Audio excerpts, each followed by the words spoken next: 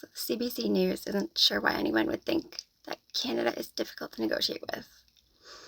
Has anybody considered it could possibly have anything to do with the fact that Canada's leaders treat trade with the US like a political performance instead of an economic partnership? If you haven't caught on yet, both Carney and Trudeau care more about looking morally superior to Trump than about negotiating fairly. That means every disagreement gets framed as us standing up to the bully instead of us protecting our economy. It plays well in the media, but it destroys Canada's image as a trustworthy country across the board. Canada's identity is built around being polite and progressive.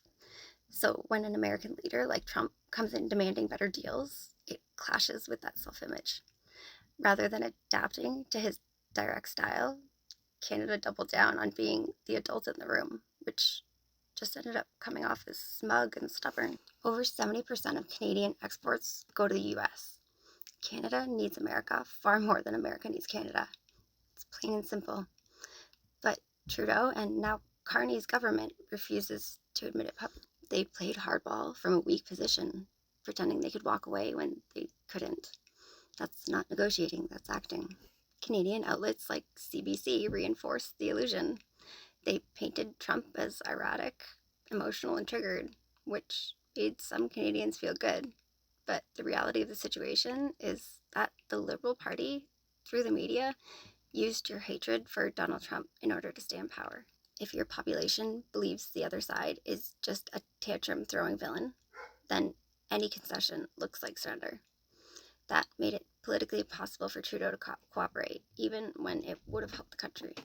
The main point I'm trying to get across to people is that the outlets that claim that Trudeau was standing up to Trump, they're the same ones recycling that same script with Carney right now, all while never admitting that it was Trump, the one the media called unstable, who got the last trade deal signed. And it was Canada, the one supposedly standing firm, that had to quietly agree to almost everything the US wanted. The irony of this, Canada made itself hard to negotiate with and still ended up negotiating from weakness. We're watching it happen just like it did in 2018.